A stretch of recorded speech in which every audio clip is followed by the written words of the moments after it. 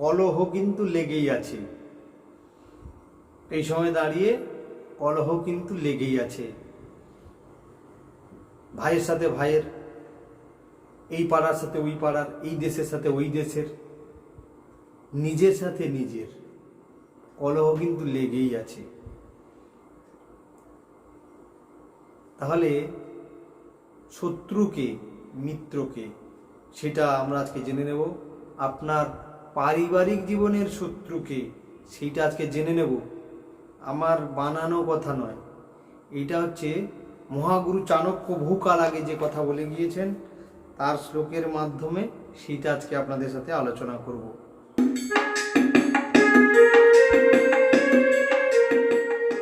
শ্লোক কি বলছে?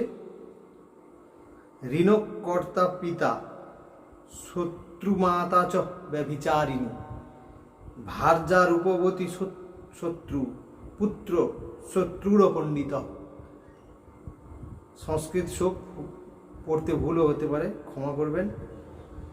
এর বাংলা অনুবাদ যদি করি তাহলে কি হয়? ঋণ গ্রহণকারী পিতা, অসতী মাতা, অধিক সুন্দরী স্ত্রী এবং অজ্ঞ পুত্র পারিবারিক জীবনের শত্রু। কি মনে হচ্ছে? ঠিক বলেছে? তাহলে আমরা একটু তাৎপর্য করে নিই। ঋণ গ্রহণকারী পিতা, ধরুন কারোর পিতা বাবা ধরুন এত ঋণ নিয়েছে যে আর শোধ করতে পারছে না,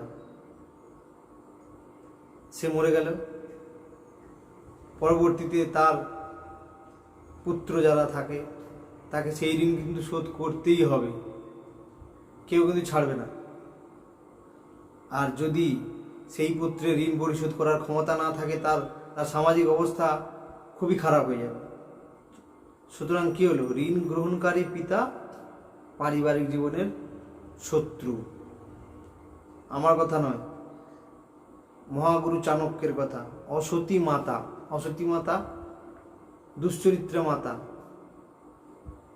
সে দুশ্চরিত্রা যদি কারোর মাতা হয়, সে দাম্পত্য জীবনেও সুখী হতে পারেনি, মাতা রূপেও সে সুখী নয়, এবং পুরো পরিবারের এক শত্রু হিসাবে তাকে পরিগণিত করা হয় এবং সেরকম পরিস্থিতি তৈরি হয়। মানে কলহ আর থামে না। অধিক সুন্দরী স্ত্রী, এটা খুব ইন্টারেস্টিং কথা বলেছেন। ধরুন আপনি বিয়ে করেননি বা বিয়ে করেছেন, খুব সাবধান। চাণক্যের এই কথা কিন্তু আপনাকে মনে রেখে তারপরে বিয়ে করতে হবে। অধিক সুন্দরী স্ত্রী, আপনি ভাবলেন যে ঠিক আছে বেটা, আমি চাকরি টাকরি পেয়ে গেছি, একটা অধিক সুন্দরী স্ত্রী কে আপনি বিয়ে করে নিলেন, হ্যাঁ, বা আপনার পরিবারের সাথে যায় না এমন একটা স্ত্রী বিয়ে করে নিলেন, এমন একজন মেয়েকে আপনি বিয়ে করে নিলেন, পরে আর গন্ডগোল আর থামে না। অধিক সুন্দরী স্ত্রী আপনি ভালো করে বিবেচনা করে বিয়ে করবেন। অধিক সুন্দরী স্ত্রী, আপনি কাজে গেলেও সমস্যা, টেনশান, ঘরে থাকলেও টেনশান, চারিদিক থেকে আপনার টেনশান ঘিরে দেবে। অজ্ঞপুত্র, অজ্ঞপুত্র মূর্খ পুত্র, যে পুত্র পড়াশোনা শেখেনি, সে তো চারিদিকে গন্ডগোল করতেই থাকবে। সে আপনার পরিবারেও করবে, বাইরেও করবে, চারিদিকে করবে। সুতরাং